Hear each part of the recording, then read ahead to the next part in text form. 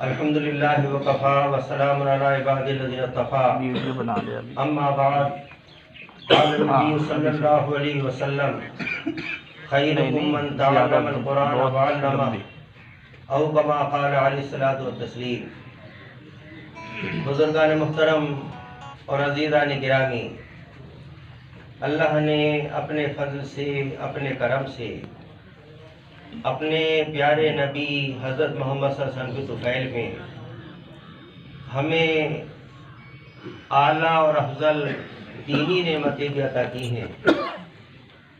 اللہ نے ہمیں وہ مذہب عطا کیا جو سب مذہبوں میں اعلیٰ اور افضل ہے، اسلام مذہب عطا کیا۔ اللہ تعالیٰ نے ہمیں اس امت میں شامل کیا جو امت تمام امتوں میں اعلیٰ اور افضل ہے۔ اللہ نے ہمیں وہ قانونی کتاب، آسمانی کتاب عطا کی، قرآن پاک، جو تمام آسمانی کتابوں میں اعلیٰ اور افضل ہے۔ اللہ نے چھوٹی بڑی بہت سی کتابیں نازل کی، موسیٰ علیہ السلام پر توریت بھی نازل کی، کچھ صحیفے نازل کیے، ابراہیم علیہ السلام پر صحیفے نازل کیے، شیس علیہ السلام پر صحیفے نازل کیے، اور بڑی یہ 4 کتابیں نازل کیں، قرآن پاک، توریت، انجیل، زبور۔ لیکن اللہ نے سب میں زیادہ فضیلت قرآن پاک کو عطا کی۔ قرآن پاک تمام کتابوں میں افضل ہے اور افضل امت کو عطا کیا گیا۔ اللہ کی مہربانی سے اس افضل امت میں ہم بھی شامل ہیں، اور اللہ نے اپنے کرم سے ہی ہمیں یہ نعمت دی کہ اس امت میں ہم شامل ہو گئے، اور این سعادت بزور بازو نیست، تانا بخشت خدائے بخشندہ۔ یہ نعمت قوت بازو سے حاصل نہیں ہوتی جب تک بخشنے والا رب خود نہ بخش دے۔ تو ہم اس افضل امت میں شامل ہوئے، اپنے گناہوں کے باوجود ہمیں یہ فضیلت حاصل ہے کہ ہم رسول پاک کی افضل امت میں شامل ہوئے۔ اللہ نے اپنے کرم سے ہمیں یہ کتاب جو تمام کتابوں میں افضل ہے، اعلیٰ ہے، فضیلت والی ہے، قرآن پاک، یہ عطا کی، اور اس کتاب کو اللہ نے بہت سی خصوصیات سے نوازا، بہت سی خصوصیات اس کو عطا کی جو پہلی آسمانی کتابوں کو حاصل نہ تھیں۔ اللہ نے اس کتاب کا یاد کرنا ہمارے لیے آسان کر دیا، اس کا حفظ کر لینا ہمارے لیے آسان کر دیا۔ پہلی آسمانی کتابوں کا یاد کرنا آسان نہ تھا، اسی وجہ سے ان کتابوں کے حافظ عام طور سے نہیں ملتے، اگر کوئی ملتا ہے تو شاذ و نادر ہے۔ حضرت عزیر علیہ السلام توریت کے حافظ ہو گئے تھے۔ بنی اسرائیل کو جب اس کا علم ہوا کہ عزیر علیہ السلام حافظ توریت ہیں تو انہیں تعجب بہت ہوا تھا، اور اسی وجہ سے انہوں نے یہ کہنا شروع کر دیا تھا کہ عزیر علیہ السلام تو اللہ کوئی انسان معلوم نہیں ہوتے، یہ تو اللہ کے بیٹے معلوم ہوتے ہیں، اس لیے کہ توریت جیسی کتاب کو کوئی انسان کیسے یاد کر لے گا، کیسے اس کا حافظ بن جائے گا؟ ہو نہ ہو عزیر علیہ السلام تو اللہ کے بیٹے ہوں گے کہ توریت کو اللہ نے نازل کیا اور بیٹے نے یاد کر لیا۔ کسی انسان کی طاقت میں نہیں کہ توریت کو یاد کر لے۔ اللہ کی کتنی بڑی مہربانی، کتنا بڑا فضل اور کرم ہے کہ توریت سے زیادہ موٹی کتاب قرآن پاک کو یاد کر لینا اللہ نے ہمارے لیے آسان کر دیا، ہمارے بچوں کے لیے بھی آسان کر دیا۔ دھامپور ہم گئے تھے، وہاں ایک حافظ صاحب ذکر کرنے لگے کہ میرے پوتے نے جو 6.5 سال کا ہے، اس نے پورا قرآن پاک حفظ کر لیا اور پورے قرآن پاک کا وہ حافظ ہو گیا۔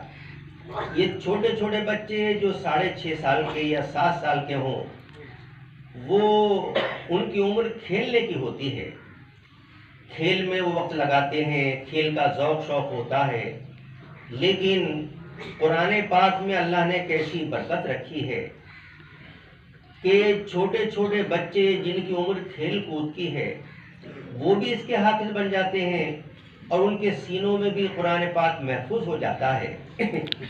اللہ نے یہ شرف ہمیں دیا، اللہ نے یہ فضیلت ہمیں عطا کی کہ قرآن پاک ہمارے سینوں میں محفوظ ہو جاتا ہے اور آسانی سے محفوظ ہو جاتا ہے، ورنہ 6.5 سال کا بچہ کتنی محنت کر لے گا، جسم کمزور، یادداشت کمزور، لیکن حافظ ہو رہا ہے اللہ کی مہربانی سے، اس کے فضل سے، اس کے کرم سے۔ اور قرآن پاک سینے میں انہی حضرات کے محفوظ ہوتا ہے کہ جو صاحب ایمان ہوتے ہیں، جن کے سینے میں ایمان صحت کی حالت میں ہوتا ہے۔ اللہ تعالیٰ نے ارشاد فرمایا اِنَّا نَحْنُ نَزَّلْنَا الذِّكْرَ وَإِنَّا لَهُ لَحَافِظُونَ، ہم نے قرآن نازل کیا، ہم خود اس کی حفاظت کریں گے۔ اللہ نے قرآن پاک کی حفاظت کا وعدہ کیا اور کسی آسمانی کتاب کی حفاظت کا وعدہ نہیں کیا۔ چونکہ دنیا دارالاسباب ہے، اللہ تعالیٰ چاہتا تو اپنی قدرت سے ویسے ہی حفاظت کر لیتا، جب اس نے حفاظت کا وعدہ کیا تو حفاظت تو کرتا ہی، اور چونکہ اللہ نے حفاظت کا وعدہ کیا اس لیے بڑی بڑی طاقتیں باطل کی اس میں رد و بدل کچھ کر نہیں سکی۔ امریکہ نے، وہاں کے صدر نے بڑی کوششیں کر لیں کہ ہم قرآن پاک کا مثل پیش کر دیں، مسلمان اس سے دھیان ہٹا لیں اور دوسری کتاب کی طرف ان کا دھیان ہو جائے۔ کچھ مضامین مرتب بھی انہوں نے کیے، لیکن ذلیل و رسوا ہوئے، کامیاب ہو نہ سکے۔ اور بڑی بڑی طاقتیں اس سلسلے میں زور آزمائی کر چکی کہ قرآن پاک کو رد و بدل کر دیں، اس کو بالکل ضائع کر دیں، لیکن وہ کامیاب ہو نہ سکے۔ اللہ تعالیٰ نے قرآن کی حفاظت کا وعدہ کیا، یہ محفوظ رہے گا، قیامت تک رہے گا، جب تک ایک بھی دنیا میں اللہ اللہ کہنے والا ہوگا، اس میں رد و بدل نہیں ہوگا، محفوظ رہے گا۔ جب ایک بھی دنیا میں اللہ اللہ کہنے والا نہ ہوگا، ایمان والا نہ ہوگا، تو پھر اللہ اس کو باقی نہیں رکھے گا، خود حروف اٹھا لے گا، اور اس کے بعد پھر دنیا میں کفر ہی کفر ہوگا، اور پھر قیامت قائم ہوگی۔ جب تک ایک بھی اللہ اللہ کہنے والا زمین پر ہوگا، قرآن پاک محفوظ رہے گا، اس کے حروف محفوظ رہیں گے، اللہ اس کی حفاظت کرے گا۔ اللہ کی کیسی مہربانی ہے، اس کا کیسا کرم ہے، اور اس کا کیسا احسان ہمارے اوپر ہے کہ اس نے قرآن پاک کی حفاظت کا وعدہ کیا اور حفاظت کا ذریعہ اللہ نے ہمیں بنا لیا۔ یہ ہمارے لیے فخر کی چیز، فضیلت کی چیز، بڑے شرف کی چیز ہے کہ بڑا کام جو قرآن پاک کی حفاظت کا تھا، اللہ نے وہ بڑا کام ہمیں سے لے لیا۔ دنیا دارالاسباب ہے، سارے کام عموماً یہاں سبب کے ساتھ چل رہے ہیں، اللہ تعالیٰ نے بھی دنیا میں یہ سبب رکھ دیا حفاظت کا کہ اس کا یاد کرنا ہمارے لیے سہل کر دیا، اور ہمارے سینوں میں قرآن پاک محفوظ ہو جاتا ہے۔ اور اللہ تعالیٰ یہ حفاظت، اپنے کلام پاک کی حفاظت غیر مسلموں سے نہیں لیتا، اس کا یہ بڑا کام، شرف والا کام، فضیلت والا کام غیر مومن ادا نہیں کر پاتے، اور نہ ان سے حفاظت ہو سکتی ہے۔ سینے میں قرآن پاک انہی کے محفوظ رہے گا جن کے سینے میں ایمان کی روشنی ہوگی، ایمان جن کے سینوں میں جگمگا رہا ہوگا۔ قرآن پاک سینے میں بھی انہی کے محفوظ ہوگا، اور کے نہیں ہو سکتا۔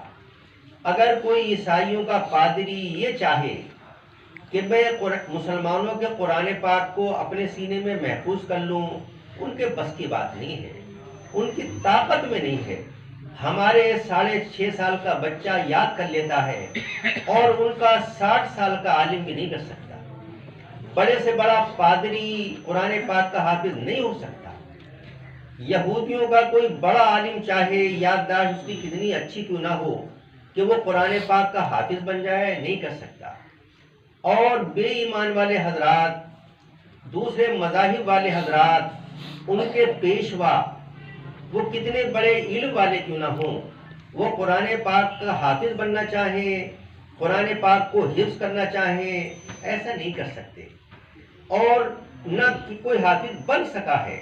غیر مومن ہمیشہ مومن ہی حافظ بنے، اور جن کے سینے میں ایمان ہے وہی حافظ بن سکے اور وہی حفظ کر سکے، ان کے علاوہ نہیں. خدا نہ خواستہ کوئی حافظ ہو اور وہ ایمان کو چھوڑ دے، اس کے سینے میں ایمان محفوظ اس قرآن محفوظ رہ نہیں سکتا، وہ محروم ہو جائے گا. اس لیے کہ اللہ تعالیٰ اس بات کو پسند ہی نہیں کرتا کوئی غیر مومن اس کے کلام کی اپنے سینے میں رکھ کے حفاظت کرے، وہ چاہتا ہی نہیں. اللہ نے یہ شرف، یہ بزرگی، یہ فضیلت ایمان والوں کو عطا کی ہے کہ وہ قرآن پاک کے حافظ ہو جاتے ہیں، اللہ کے کلام کی اپنے سینے میں محفوظ کر کے حفاظت کرتے ہیں. اللہ نے مومنوں کو یہ شرف بخشا ہے. اور ایک حافظ، اس کے اندر اس بات کا ثبوت ہے کہ وہ مومن ہے، اس کے سینے میں ایمان ہے، صحت کی حالت میں ہے. اس لیے کہ غیر مومن حافظ نہیں بن سکتا. ہمارے قریب کے ایک بزرگ گزرے ہیں، حضرت قاری محمد صدیق صاحب باندوی رحمۃ اللہ علیہ، باندے کے رہنے والے تھے. ہمارے علاقوں میں بھی حضرت تشریف لائے، ہمیں بھی ان کی زیارت کا شرف حاصل ہوا. نورپور میں تشریف لائے تھے، گوہاور میں بھی تشریف لائے، اور بہت سے علاقوں میں اپنے تشریف لائے. انتقال فرما گئے. وہ حضرت ایک مرتبہ بیروت ملک تشریف لے گئے. وہاں ایک بہت بڑا مدرسہ تھا. وہاں مدرسے والوں کو معلوم ہوا ہندوستانی ایک بہت بڑے عالم اور بزرگ ہمارے ملک میں آ رہے ہیں. تو وہ حضرات استقبال کے لیے ایئرپورٹ پر آ گئے. آپ جہاز سے اترے، انہوں نے ملاقات کی، درخواست کی، حضرت ہمارے ایک مدرسہ ہے، اس میں عالمیت کی تعلیم ہوتی ہے، علماء تیار ہو کے نکلتے ہیں، بخاری شریف، مسلم شریف پڑھائی جاتی ہے. ہم چاہتے ہیں آپ تشریف لے چلیے، آپ کی برکت حاصل ہو جائے گی، دعاؤں سے فائدہ ہمیں ہوگا. حضرت کو مدارس سے محبت بہت تھی. انہوں نے حالانکہ پروگرام اور تھا، وہاں جانے کا بھی وعدہ کر لیا. حضرت تشریف لے گئے. ان لوگوں نے مدرسے میں گھمایا اور وہاں درس گاہوں کا تعارف کرایا. حضرت یہ درس گاہ دارالحدیث ہے، اس میں بخاری شریف، مسلم شریف اور حدیثوں کی کتابیں پڑھائی جاتی ہیں. یہ دارالتفسیر ہے، اس میں قرآن پاک کی تفسیر پڑھائی جاتی ہے. اور یہ فلاں درس گاہ ہے جس میں فقہ پڑھایا جاتا ہے، فقہی کتابیں پڑھائی جاتی ہیں. حضرت پھر دفتر میں تشریف لائے. آپ نے ان حضرات سے کہا، بھائی ہم سفر سے آئے ہوئے ہیں، تھکے ہوئے ہیں، آپ ہمیں تھوڑا سا آرام کا موقع دو. وہ حضرت چلے گئے. دفتر کا منشی رہ گیا. تو حضرت قاری صاحب نے اس منشی سے معلوم کیا کہ بھائی یہ تو معلوم ہو رہا ہے کہ یہ مدرسہ ہے، اور یہ بھی معلوم ہو رہا ہے یہاں حدیث پڑھائی جاتی ہے، قرآن پاک کی تفسیر پڑھائی جاتی ہے، لیکن یہ بتاؤ یہاں حدیث کا نور نظر نہیں آ رہا، کیوں؟ کیا بات ہے یہاں حدیث کا نور نظر نہیں آ رہا؟ اہل اللہ نور دیکھ لیتے ہیں، قرآن پاک کا نور زیادہ، حدیث پاک کا نور اس سے کم، فقہ کتابوں کا نور ان سے کم، انہیں انوار نظر آ جاتے ہیں. حضرت مجدد الفسانی رحمۃ اللہ علیہ سرہند میں آرام فرما ہیں. سرہند کے قریب میں چند کلومیٹر پر ایک جگہ ہے براس. وہاں پر کے بارے میں مشہور ہے کہ بعض انبیاء علیہ السلام دفن ہیں. ہمارا بھی جانا ہوا، بڑی طبیعت وہاں لگتی ہے۔ تو کتاب وہاں ایک ملی جس میں وہاں کے واقعات وغیرہ، اور اس میں تذکرہ کیا کہ یہاں فلاں فلاں بزرگ آئے اور انہوں نے اس کی تصدیق کی کہ ہاں یہاں انبیاء السلام دفن ہیں۔ ایک بزرگ کے بارے میں بتایا کہ وہ فرماتے ہیں کہ یہاں 2 نبی دفن ہیں، باپ بیٹے دونوں نبی، باپ کا نام ابراہیم ہے، بیٹے کا نام منذر ہے۔ حضرت مجدد الف ثانی رحمۃ اللہ فرماتے ہیں کہ میں نے وہاں مراقبہ کیا اور حالت کشف میں میری ان سے ملاقات ہوئی، گفتگو بھی ہوئی، اور انہوں نے بتایا ہم یہی ہندوستان میں پیدا ہوئے۔ اور حضرت فرماتے ہیں کہ ان کی قبروں سے، ان کے سینوں سے جو انوار نکلتے ہوئے نظر آئے تو وہ آسمان کی سمت میں اڑتے ہوئے نظر آئے کہ ان کے سینے سے نور نکل رہا ہے، اور انبیاء السلام کی تعلیمات جو انہوں نے دیں نور کی شکل میں نظر آتی ہیں، قندیلوں کی شکل میں نظر آتی ہیں، تو اہل اللہ کو انوار بھی نظر آ جاتے ہیں۔ تو حضرت مجدد الف ثانی رحمۃ اللہ علیہ نے حالت کشف میں انبیاء السلام کے انوار دیکھے، تو حضرت قاری صاحب کشف بزرگ تھے، انہوں نے فرمایا کہ بھائی یہ تو معلوم ہو رہا ہے کہ یہاں حدیث پڑھائی جاتی ہے، لیکن یہ بتاؤ حدیث کا نور نظر کیوں نہیں آتا، یہ کیا وجہ ہے؟ کہا حضرت بات یہ ہے، اس منشی نے کہا کہ حضرت میرا راز فاش نہ ہو، میرے راز کو محفوظ رکھنا، اگر آپ نے راز فاش کر دیا مجھ پہ آفت آ جائے گی۔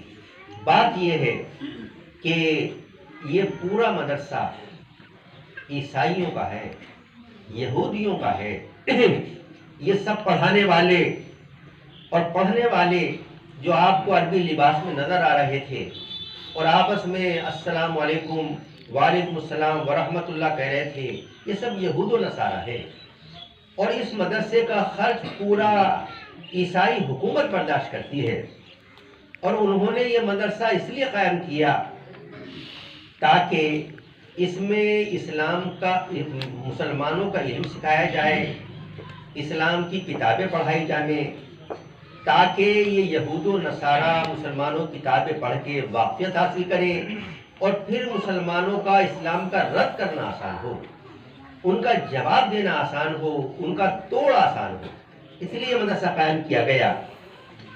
اسی وجہ سے حدیث وہاں ہو رہی ہے، نور نہیں ہے، قرآن پاک پڑھایا جا رہا ہے لیکن نور نہیں ہے۔ یہ واقعہ بیان کر کے میں یہ بتانا چاہتا تھا کہ ان لوگوں نے درسگاہوں کا تعارف کرایا کہ یہ دارالحدیث ہے، یہ دارالتفسیر ہے، یہ دارالفقہ ہے، لیکن انہوں نے کوئی ایسی درسگاہ نہیں دکھائی جس کو بتائیں یہ دارالتحفیظ ہے، یہاں قرآن پاک کا حفظ کرایا جاتا ہے، وہ کوئی سی درسگاہ نہیں دکھائی۔ وجہ اس کی یہ ہے، یہود و نصارہ، عیسائی، غیر مومن قرآن پاک کا علم حاصل کر سکتا ہے، قرآن پاک کے الفاظ کا ترجمہ یاد کر سکتا ہے، وہ اسلامی کتابوں کا ترجمہ یاد کر سکتا ہے، اس کا وہ عالم تو بن سکتا ہے لیکن قرآن پاک کا حافظ نہیں بن سکتا۔ اس لیے وہاں کوئی حفظ کی درسگاہ دکھائی نہیں انہوں نے، اس لیے نہیں دکھائی کہ کوئی حافظ بن ہی نہیں سکتا، تو حفظ کرائیں کسے؟ جب وہ حفظ کی دولت سے خود محروم ہے تو اور طلبہ کو حافظ کیسے بنا دیں، وہ کیسے بن جائیں؟ کوئی بن نہیں سکتا۔ ہمارے یہاں ہمارے بچپن سے پہلے نوگاواں محلہ باقی پہ جہاں شیعہ بہت رہتے ہیں، عمری کے امام عالم تھے، وہاں پڑھاتے تھے، تو وہاں ایک شخص تھا، بعد میں اس کا تخلط خوشتر بھی ہو گیا تھا، ہم نے بھی اس کو دیکھا، تو وہ اسے حافظ بھی کہتے تھے، تو حافظ ایسے تھے کہ جیسے کہ ام کے پانی کی جو ہے پاؤ پر حفظ کر لیا اور حافظ ہو گئے، اس طرح کا وہ حافظ تھا، شیعہ تھا، بعد میں شیعہ ہو گیا تھا، تو وہ اس میں حفظ کرانے بٹھایا، گھر والوں نے حفظ کرے تھا، کچھ یاد کرے تھا بھول جاتا تھا، یاد کرے تھا بھول جاتا تھا. تو ہمارے عالم نے کہا بھائی یہ بتاؤ تمہارے سینے میں قرآن رکتا کیوں نہیں؟ تم شیعہ ذہن کے تو نہیں ہو؟ ہاں جی میں شیعہ ذہن کا ہوں. کہ بس وقت ضائع مت کرو، وقت ضائع مت کرو، حافظ تم نہیں بن سکتے. تو وہ جو چند صورتیں یاد کی تھی اس وجہ سے وہ لوگ شیعہ لوگ انہیں حافظ کہتے تھے. تو جو ایمان والا نہ ہو وہ حافظ بن ہی نہیں سکتا، قرآن اس کے سینے میں محفوظ نہیں ہو سکتا. اللہ کا فضل، اس کا کرم، اس کا احسان ہے کہ ہمارے بچے بھی حافظ ہو جاتے ہیں. اور ہمارے مدارس، آپ کے یہاں مدرسے قائم ہیں، آپ کے ضلع میں بہت سے مدرسے قائم ہیں جن میں ہر سال بچے حافظ قرآن بن کے نکلتے ہیں، فارغ ہو کے نکلتے ہیں. تو اللہ کے فضل سے، اللہ کے کرم سے ہم گناہگار تو ہیں لیکن ہاں ایمان والے ہیں. اللہ کی مہربانی سے ہمارے سینوں میں ایمان ہے. چاہے گناہوں میں ہم لتھڑے میں صحیح لیکن ایمان والے ہیں. ہم اللہ کے فضل سے تحدیث بالنعمت کے طور سے کہتے ہیں کہ اللہ ہی کی مہربانی سے، اس کے ہی کرم سے، اس کے ہی فضل سے ہم حافظ ہیں، ہم ایمان والے ہیں اور الحمدللہ مومن ہیں. چاہے گناہگار ہی صحیح لیکن الحمدللہ ہم مومن ہیں. اور یہ سب اللہ کی مہربانی سے ہے، اس کے کرم سے ہے. تو اللہ نے یہ جو کتاب ہم کو عطا کی، یہ قرآن پاک جو ہم کو عطا کیا، اس کو یہ اللہ نے خصوصیت دی کہ اس کا یاد کرنا آسان کر دیا اپنی مہربانی سے. اور اللہ نے اس کتاب کو یہ شرف بخشا، یہ خصوصیت عطا کی کہ اللہ کو اس کلام پاک کی تلاوت بہت محبوب ہے اور بہت پسند ہے. حضرت امام احمد بن حنبل رحمۃ اللہ علیہ جو 4 اماموں میں سے ایک امام گزرے ہیں، انہوں نے اللہ کی زیارت کی اور 100 مرتبہ زیارت کی. اللہ کا کوئی مثل نہیں، لیکن خواب خواب ہوتا ہے. اللہ تعالیٰ خواب میں اپنا آپ کو کیسی دکھاتے، خواب تو خواب ہوتا ہے. تو 100 مرتبہ زیارت کی. جاگتے ہوئے تو کسی انسان کو دنیا میں زیارت نہیں ہو سکتی. ہمارے نبی قاسم کو جو اللہ کی زیارت ہوئی اور اللہ سے گفتگو آپ کی ہوئی اور اللہ کو آپ نے دیکھا، تو یہ دنیا میں نہیں دیکھا. دنیا یہ کہلاتی جو آسمان زمین کے درمیان ہے. اور آپ معراج میں تشریف لے گئے، عرش اعظم پہ تشریف لے گئے اور اللہ کی خاص دربار میں آپ کی رسائی ہوئی. وہاں اللہ کی گفتگو ہوئی، اللہ سے گفتگو ہوئی اور وہاں اللہ کی زیارت ہوئی. اور آپ نے اللہ کو دیکھا، اللہ کا دیدار کیا، لیکن وہاں کیا یہاں نہیں. دنیا میں زمین آسمان کے درمیان جاگتے ہوئے کوئی اللہ کا دیدار کرنے کی طاقت نہیں رکھتا، نبی بھی نہیں رکھتے. موسیٰ علیہ السلام نے درخواست کی تھی، ربی ارینی انظر الیک، اے اللہ مجھے اپنا دیدار کرا دیجئے. گفتگو ہوتی تھی، کوہ طور پر ہم کلامی ہوتی تھی، شوق پیدا ہوا. اور موسیٰ علیہ السلام اللہ سے بے تکلف بہت تھے. جیسے کوئی بچہ ضد کرنے لگتا باپ سے بے تکلفی میں، موسیٰ علیہ السلام وہ رسول ہیں جو اللہ سے بے تکلف بہت تھے. بے تکلفی میں جی چاہا تو دیدار کی درخواست کر دی، ربی ارینی انظر الیک. اللہ نے فرمایا لن ترانی، موسیٰ نہیں دیکھ سکتے. چاہت پھر بھی ہوئی تو کہا اچھا ہم اپنی ہلکی سی تجلی پہاڑ پہ ڈالتے ہیں، اگر پہاڑ نے برداشت کر لیا تو تمہارے دیکھنے کا مسئلہ صاف بعد میں آئے گا. فلما تجلی ربہ علی الجبل، جب اللہ نے اس پر تھوڑی سی تجلی ڈالی، اس کو ریزے ریزہ کر دیا، پہاڑ ریزہ ریزہ ہو گیا. وخر موسیٰ صعقا، موسیٰ علیہ السلام بے ہوش ہو کے گر پڑے. اور موسیٰ علیہ السلام نے سمجھ لیا کہ میں دنیا میں جاگتے ہوئے آنکھوں سے اللہ کا دیدار نہیں کر سکتا. ہاں اللہ کا دیدار آنکھوں سے جاگتے ہوئے جنت کے اندر ہوگا. جنت میں اللہ کا دیدار کریں گے اور بہت کریں گے.